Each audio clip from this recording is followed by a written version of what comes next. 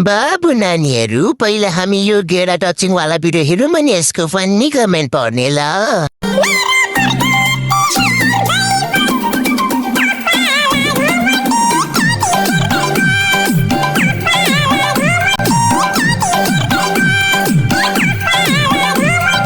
ल सुरु गरौँ। गरम बुढीको स्पोन्सरमा विदेश जाँदाको नतिजा हो रे यो। साला ये दुख का खत्म नहीं होता बे। शिवलिङ्गमा खुट्टा राख्नु हुँदैन नि दिदी।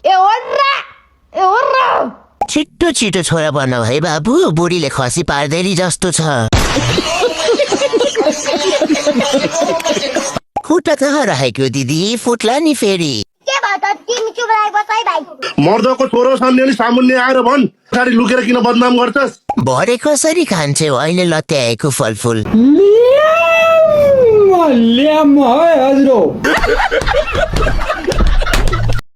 यो दिदीको गीत सुनौँ अनि यसको फन्नी कमेन्ट पढौँ ल।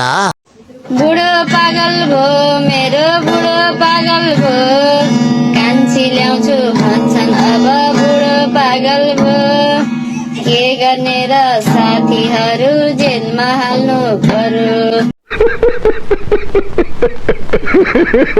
ल सुरु गरौँ। गरम बुढीको यस्तो हालत देखिसकेपछि बुढो पागल नभएर के हुन्छ त? हर्क सम्पमको बहिनी।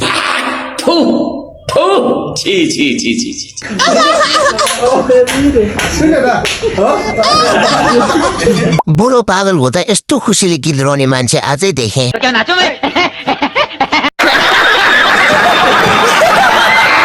आन्टीले गिटार बजाएको कि गिटारले चाहिँ आन्टीलाई?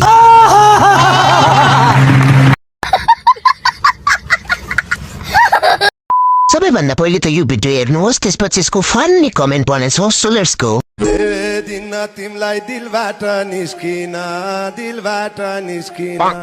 ए पाइदैन र आफ्नै सजिस्किन। तो चलिए शुरू करते हैं। दिल तलतिर सरेको रहेछ, मैले छातीमा खोजिरहेछु। तिम्रो दिल कसरी तल सर्यो? कति पस्यो होला है त्यो दिलमा? दिल पनि कुहिएको कलेजो जस्तो होला।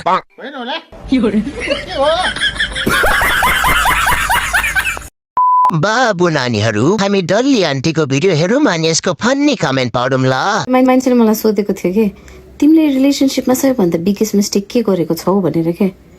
अनि यस्तो सोचे, मैले यस्तो मान्छेलाई मेरो मुटु दिएको रहेछ होइन, जसलाई चाहिँ दिमागको जरुरत थियो रहेछ क्या। ल सुरु गरौँ। गरम मुटु मात्र दिनुभयो, अरू चाहिँ दिनु भएन। हट, त्यस्तो बितेको रिलेसन सोच्नु भन्दा पादेर बिस्नु पर्छ हौ नानी। हुन्छ बाजे हुन्छ।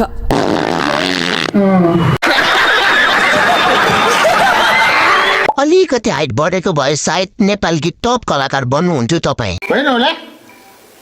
के हो? मलाई पनि त्यस्तै लागिरहेको छ आजकल। के हो? स्याड छौ त तिमी? छैन नि बाबा, आज पोखरी घुम्न गएन हौ? तिमीले तिम्रो दिमाग नै दिएको भए पनि खासै केही नापिने थिएन छ दिदी।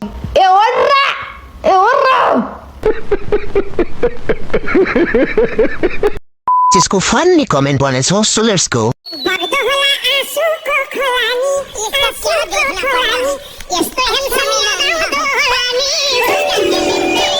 तो चलिए शुरू करते हैं। दिदी त कति भाग्यमानी हुनुहुँदो रहेछ, भर्जिन केटा पाउनु भएछ। बाबु यो के गरेको? तिम्रो तलको बाबुले काम गर्छ? बुबु खाने भनेर रोलानी फेरि राति। गाडी त किनेछ भाइले, चलाउन सक्ला त? यो भाइले गर्ने काम सबै आफैले गर्नुपर्छ, यो भन्दा त सजिलो एउटा भान्डा लिए भइहाल्यो नि। सबैभन्दा पहिले त यो भिडियो हेर्नुहोस्, त्यसपछि यसको फन्नी कमेन्ट पढ्नेछौँ। सोलर्सको